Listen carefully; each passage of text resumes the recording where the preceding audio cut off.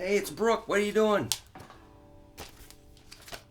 I've got a nice stack of Guitar Player and Vintage Guitar and Guitar World magazines. I don't always read them thoroughly, but I was reviewing one from December 2023, Tip Sheet.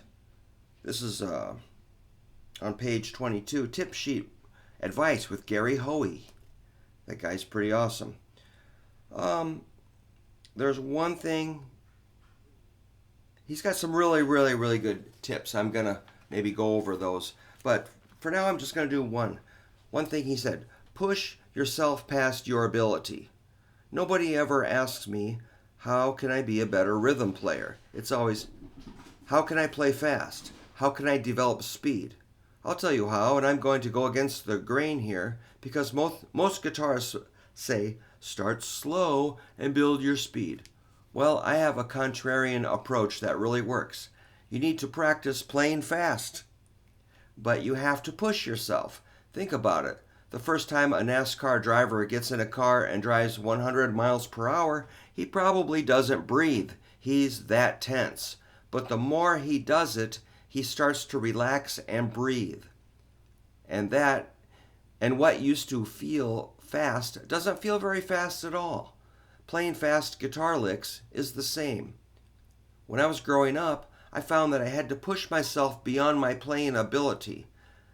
That way, my nervous system could adjust, and before long, I learned how to relax. That's what I want you to do. Play riffs and solos to the point where you can't get any faster, then push yourself beyond your limit. Don't worry about sucking. You will suck at first. Muscle through it. If you're sloppy, that's fine. That sloppiness is your body adjusting to what you're doing. But the more you do this, the easier it'll become.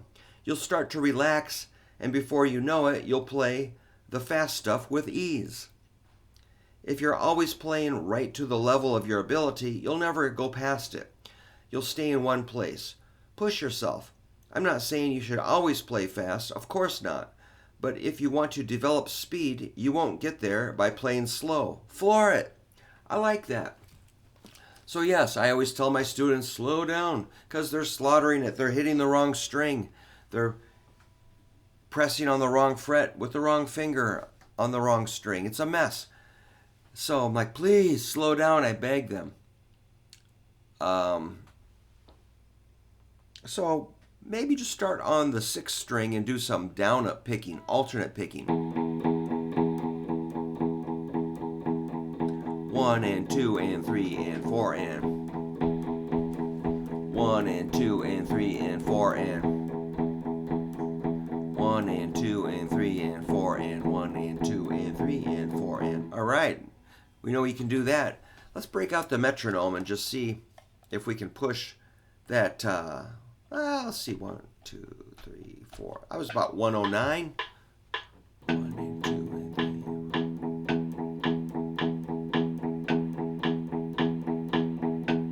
109. That's comfortable. Cool. What if we go up to, let's try 138. 2, ready, go.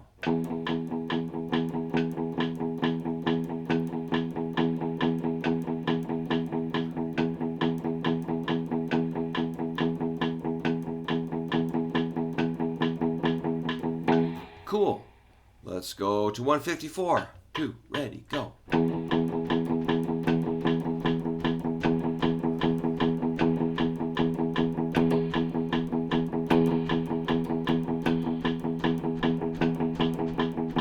$154, no problem with 8th notes. For me, how about you? Here's 173.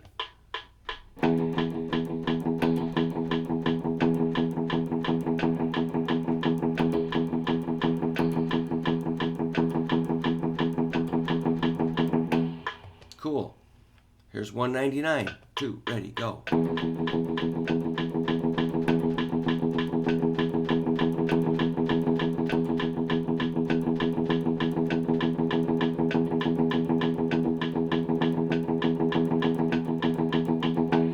$199, no problem. Here's 223.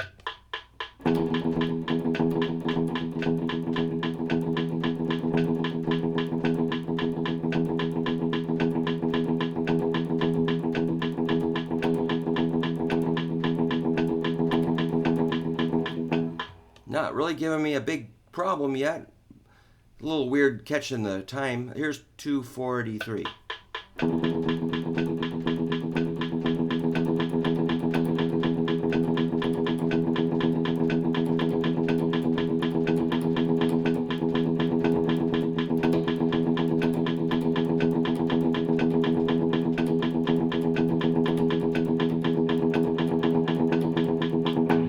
Cool.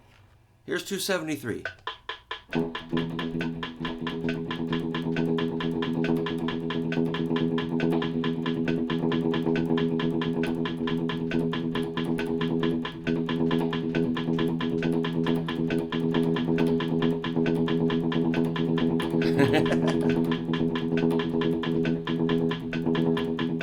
Not perfect, so I'm starting to screw up a little bit, but you can just play a game with your metronome.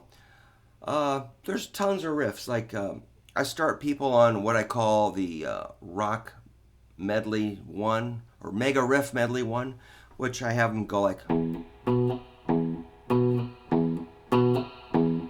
I call that Johnny Cash. You could always double that up. E B E B E B. Then I have something called rock beat, which is eighth notes going.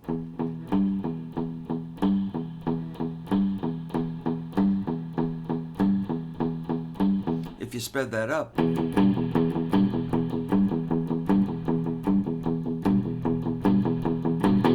that's kind of cool. Then we have the pipeline riff. That's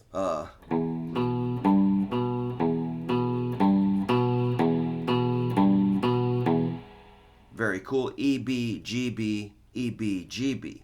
Now if we goose up the tempo,